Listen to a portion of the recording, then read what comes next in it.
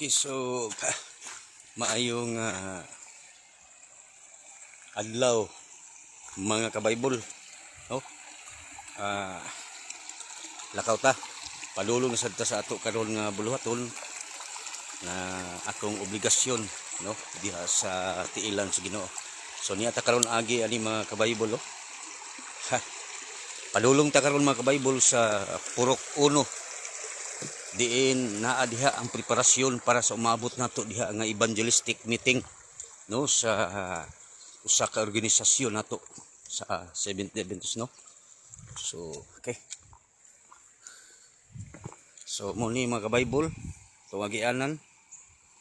So ang motor tuwa na ko gibilin didto sa unahan didto kay di na ko iubog dire kay lawom-lawom siya.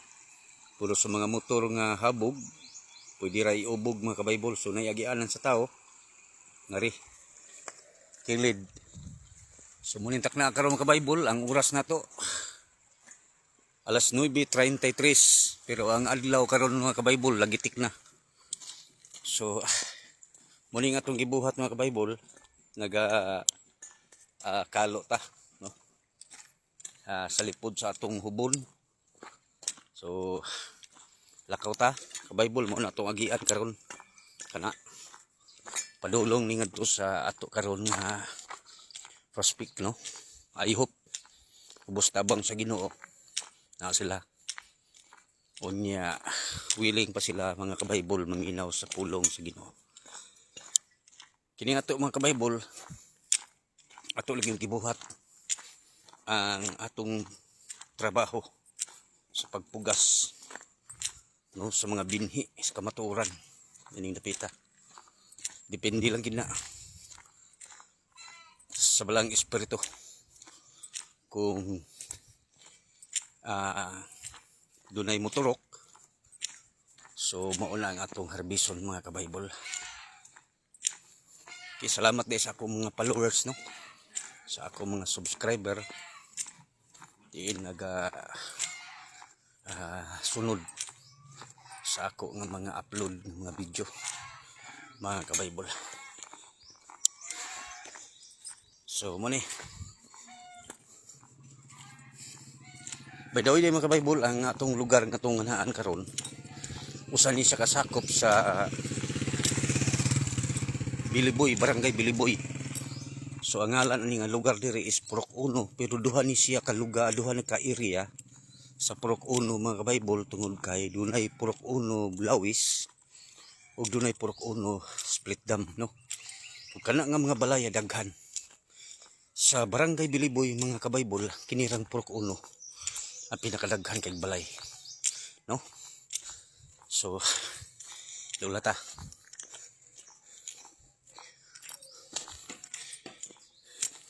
Ako lang yung gigamit karon mga kabaybol tungod hapit na mo expire ako load, no. Di mo ko mahilig kayo gud nani. Mayong buntag diha nay. Ay ba nang imong chinilas? Iro mao lagi. Oo. Stila no. Init sa tiil. Mao gyud. Oo. Sige na, ngarinig ko. So kato mga kabaybol, mo to ang usa na to nga higala diri. Unya. Pitong tato siya niya. So muna diya mga kabaybol ang gitawag og Purok 1 Lawis. Kini dinhi.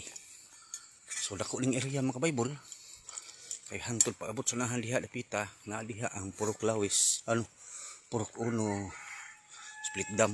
Na pag-abot nga rin dapita mga kabaybol, diya sa sudlunon,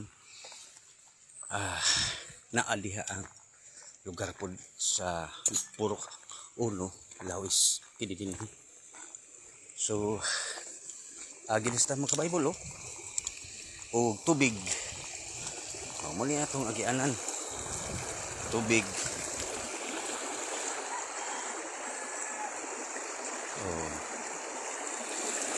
So naay mga tilapia din mga kabaybol, no. Ay mga tilapia kanay mga bunuwag, naay tilapia din simple.